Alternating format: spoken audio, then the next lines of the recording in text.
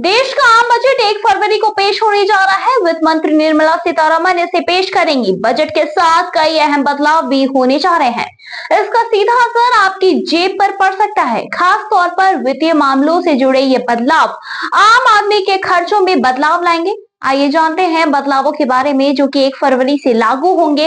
हर महीने की पहली तारीख को एलपीजी सिलेंडर की कीमतें अपडेट की जाती हैं। ऑयल मार्केटिंग कंपनियां रिवाइज्ड कीमतें जारी करती हैं, जिसमें कि आम जनता पर असर पड़ता है। अब ये देखना होगा कि 1 फरवरी को बजट के दिन एलपीजी गैस के दाम में बढ़ोतरी होती है या फिर कमी आती है।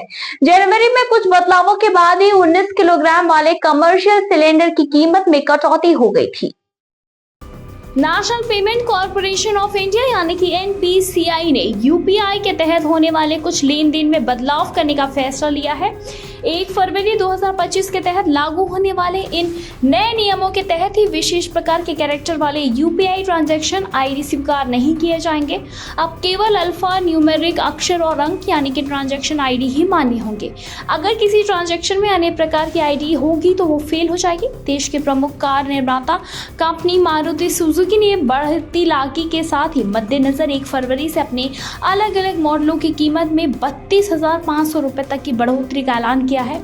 जिन मॉडलों की कीमत में ये बदलाव होगा उनमें ऑल्टो K10 और साथ ही साथ S Presso, Celerio, Wagon R, Swift, Dzire, Brezza, Ertiga, Ignis, Baleno, Ciaz, XL6 और साथ ही साथ इन्विक्टो, जिमनी और ग्रैंड विटारा शामिल है।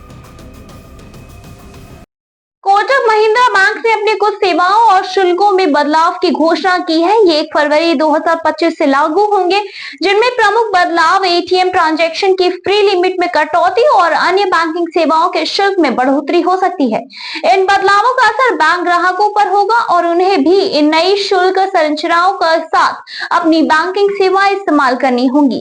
1 फरवरी से एयर टरबाइन फ्यूल यानी कि एटीएफ के दाम में बदलाव हो सकता है। ऑयल मार्केटिंग कंपनियां हर महीने की पहली तारीख को एटीएफ की कीमतों का रिवीजन करती हैं। यदि इस बार कीमतें बढ़ती हैं तो इसका सीधा असर हवाई यात्रा करने वालों की जेब पर पड़ेगा। फिलहाल इस पे आपकी क्या कुछ राय, हमें कमेंट सेक्शन में कमेंट करके जरूर बताएं।